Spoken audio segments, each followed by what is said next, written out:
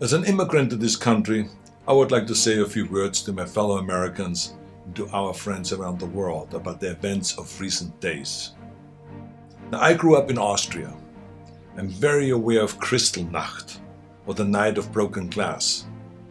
It was a night of rampage against the Jews carried out in 1938 by the Nazi equivalent of the Proud Boys. Wednesday was the day of broken glass right here in the United States. The broken glass was in the windows of the United States Capitol. But the mob did not just shatter the windows of the Capitol, they shattered the ideals we took for granted. They did not just break down the doors of the building that housed the American democracy, they trampled the very principles on which our country was founded. Now, I grew up in the ruins of a country that suffered the loss of its democracy. I was born in 1947, 2 years after the Second World War. Growing up, I was surrounded by broken men drinking away their guilt over their participation in the most evil regime in history. Not all of them were rabid anti-Semites or Nazis. Many just went along, step by step, down the road. They were the people next door. Now, I've never shared this so publicly because it is a painful memory. But my father would come home drunk once or twice a week, and he would scream and hit us and scare my mother. I did not hold him totally responsible because our neighbor was doing the same thing to his family, and so was the next neighbor over. I heard it with my own ears and saw it with my own eyes. They were in physical pain from the shrapnel in their bodies and in emotional pain from what they saw or did. It all started with lies and lies and lies and intolerance. So being from Europe, I've seen firsthand how things can spin out of control. I know there is a fear in this country and all over the world that something like this could happen right here. Now, I do not believe it is, but I do believe that we must be aware of the dire consequences of selfishness and cynicism. President Trump sought to overturn the results of an election, and of a fair election. He sought a coup by misleading people with lies. My father and our neighbors were misled also with lies, and I know where such lies lead. President Trump is a failed leader. He will go down in history as the worst president ever. The good thing is that he soon will be as irrelevant as an old tweet. But what are we to make of those elected officials who have enabled his lies and his treachery? I will remind them of what Teddy Roosevelt said. Patriotism means to stand by the country. It does not mean to stand by the president. Now, John F. Kennedy wrote a book called Profiles in Courage.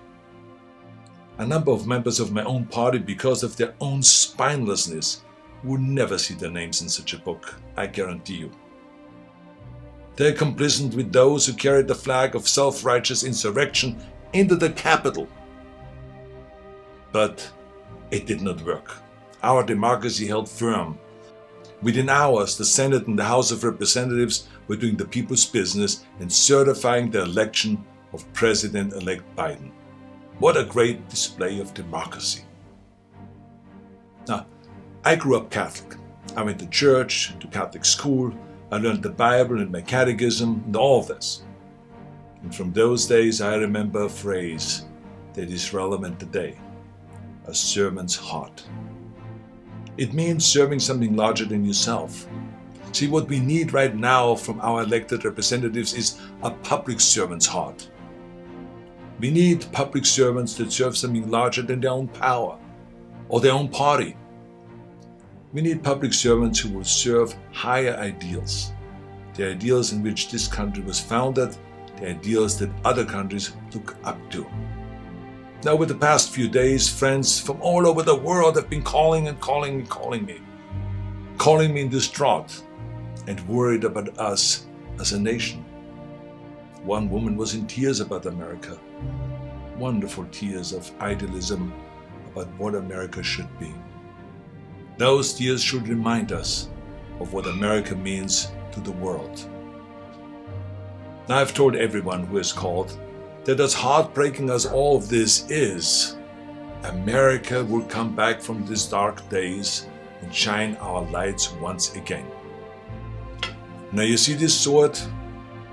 This is the Conan sword. Now here's the thing about swords. The more you temper a sword, the stronger it becomes. The more you pound it with a hammer and then heat it in the fire and then thrust it into the cold water and then pound it again and plunge it into the fire and into the water, the more often you do that, the stronger it becomes.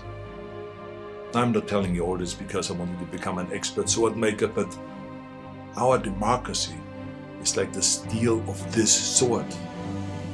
The more it is tempered, the stronger it becomes. Our democracy has been tempered by wars, injustices, and insurrections. I believe, as shaken as we are by the events of recent days, we will come out stronger because we now understand what can be lost.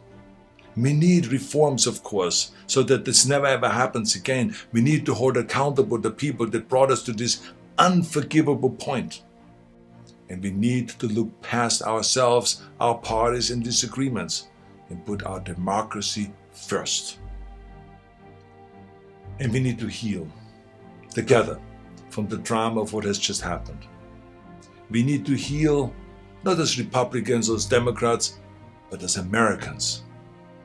Now, to begin this process, no matter what your political affiliation is, I ask you to join me in saying to President-elect Biden, President-elect Biden, we wish you great success as our president.